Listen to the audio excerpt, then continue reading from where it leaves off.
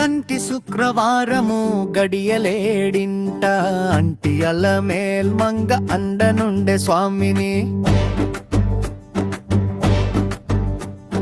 సొమ్ములన్నీ కడబెట్టి సొంపుతో గుణము గట్టి కమ్మని కదంబము కప్పు పన్నీరు